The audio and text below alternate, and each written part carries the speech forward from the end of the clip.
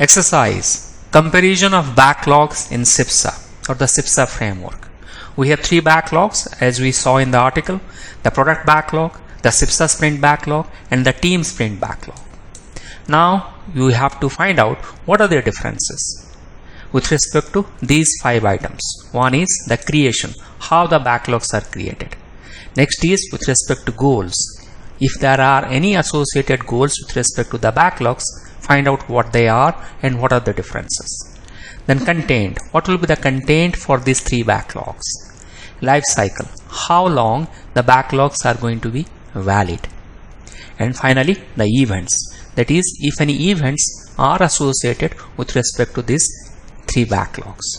So your job is to find out what are the differences considering these 5 items for these 3 backlogs.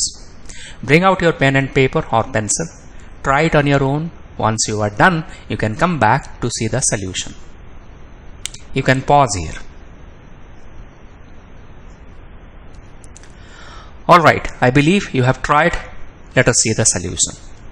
So first is with respect to creation. The product backlog is a single one and stands on its own. So this is a backlog which is created for the entire product. The CIPSA sprint backlog is prepared from the product backlog.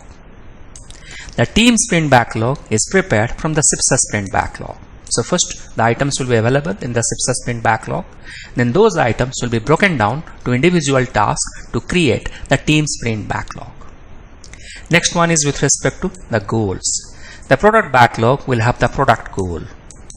The CIPSA sprint backlog will have the CIPSA sprint goal. On the other hand, the team sprint backlog will have the team sprint goal. Now the team sprint goal will be aligned with the CIPSA sprint goal. The CIPSA sprint goal will be aligned with the product goal. It is possible that to have a CIPSA sprint goal, you can run multiple sprints. Similarly, to have a single product goal achievement, you can have multiple CIPSA sprint goals.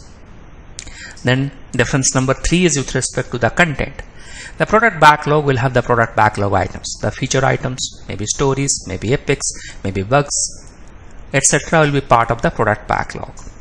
Some of the product backlog items, that is the high order ones, will be part of the CIPSA sprint backlog. We take the high order items from the product backlog and then we build the CIPSA sprint backlog. The team sprint backlog will have mostly the tasks which will be executed in the upcoming sprint. So these are the things which you are going to execute in the sprint. Then the next one is with respect to life cycles. The product backlog is a live document and it is continuously updated. As long as the product is there, the backlog also will be there.